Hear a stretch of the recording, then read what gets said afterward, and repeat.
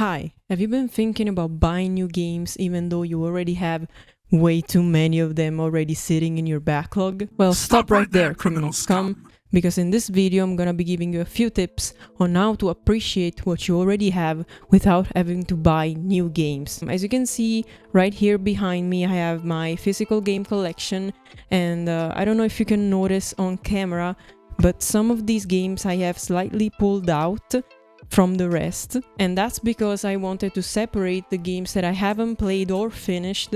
Like Cyberpunk 2077, for example, is a game that I've played but I've never finished, and I wanted to separate them from the ones that I actually have played and finished. So this is going to be my first tip, is to separate the games you have played and finished from the ones that you haven't. And this might look like a simple thing, maybe even useless, but if you do this, especially if you have a physical game collection, I feel like this is going to be more impactful. But once you do it, you can take a step back and kind of look at every game you have and realize, oh my god, I have a huge backlog actually. So if you have a physical game collection, you can do this in very different ways. For example, like I did, you can slightly pull out the games that you haven't played, or you can just take them out and put them elsewhere. You could do like a horizontal line for the games that you have finished, and then a vertical line for those that you haven't, or you can use some colored stickers to put on the games that you haven't finished. That's also going to be pretty helpful. But one thing about the stickers is that they might stay on the plastic cases, they might ruin the plastic cases, like the glue on the stickers, so I wouldn't use those. Now, if you have digital games, you can also do this as well.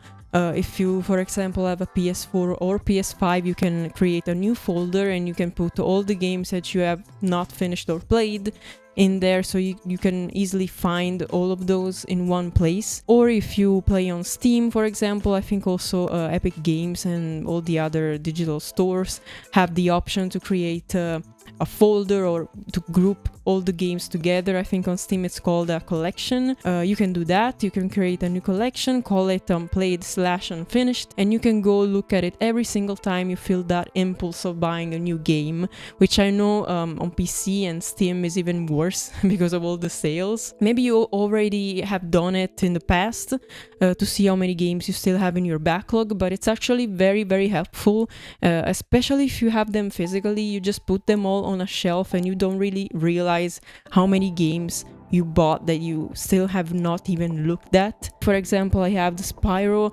Reignited trilogy. I bought this in 2019, I think. I don't know if you can see it. And it's still like brand new. I only took like the plastic sealing off, but I've never played it. And next time I want to play something, I'm just gonna go straight to the games that I haven't played yet, so that I don't go browsing on Amazon or Vinted or eBay or whatever it may be, looking for something new. Now, all of this serves as a reminder of how many great games you probably already have sitting in your backlog that you still have to go through, and some of them you might have even forgotten about. And it's a great way to stop yourself from buying new stuff and just go back and see how much stuff you have that you bought and it's still new to you, that you can go through first. And I think it's a great thing, because if you go through like a big percentage of your backlog, then you will feel less guilty about buying new stuff. For example, I have way too many games on every single platform that I still have to play. So it would be kind of dumb to go and buy a new one that I would just put on my shelf and it will just collect dust for, I don't know, years. Now, another thing about the games that you label as finished is that you don't actually have to finish the single player campaign to label a game as finished. For a lot of people, I see that sometimes they're just done with the game. Maybe it's a multiplayer game, or maybe they don't really care about the single player and they just played a certain mode, a certain game mode. For example, like as I said, multiplayer games, maybe you bought a Call of Duty game and you played the multiplayer for, I don't know, a year or maybe even more, and now you're done with it. In my opinion, you can just put it in the finished pile. Like, it's up to you. There's no real rules here. For me personally, it doesn't make sense to buy a bunch of games that I'm never gonna play. So with that, something else you can also do by doing this, by using this tip, is also that you can look at all the games in the unfinished, unplayed category and kind of decide what to keep and what to give away. Like, if you look at some games and you feel like you will never play them, maybe it's time to, I don't know, give them to a friend or maybe sell them online. And if they are digital games, you can just hide them from your library, which might seem crazy, but if it's a game that you're sure you're never going to play, if you tried it and you didn't like it, for example, I think it's also fair to just say, I tried it, I didn't enjoy it, and I don't want to go back to it, and I don't want to go in my library and constantly look at this game that I have no interest in. Personally, I did a huge downsizing in the past few years. I used to have like a library completely stacked with games, and you know, getting rid of so many of them helped me keep the ones that I want to play. And now for me, it's time to play them. I don't want to collect anymore, I want to play them. Like, for me, collecting games means nothing if I don't have a real intention in playing them. And the last thing that can also be very helpful with using this tip is also that you can kind of look at your gaming habits by doing this. You know, see what you actually usually play, what you prefer playing, like the platform you prefer to play on. For example, I have a lot of games in my backlog on my PS2. I don't know if you can see it, but most of the games I have left on my PS2 I haven't played actually, and or I haven't finished. Like, most of them I just haven't finished. They're kind of my childhood games. And the platform where I have the least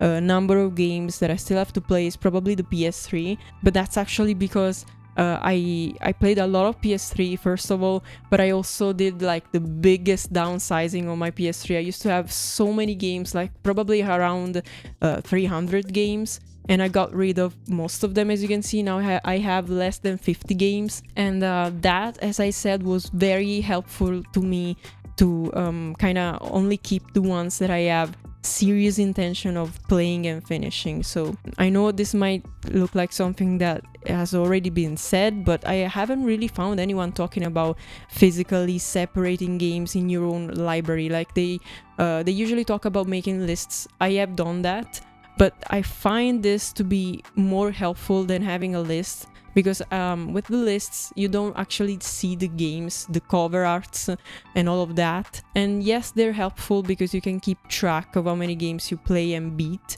but when you have to decide what game to play next, I find it a lot easier to just pick up a game and look at the cover art and see if I'm feeling it. And that can also work on digital platforms, because you see the name of the game, you click on it, and then you see the art and all of that. You can watch maybe the trailer and see if that's something that you want to go into now. So yeah, I hope this will help someone out there struggling with the collection thing and with buying too many games and all of this. And if you have any tips you want to share in the comments, I will be reading them, and they will be very helpful because I'm going through this right now.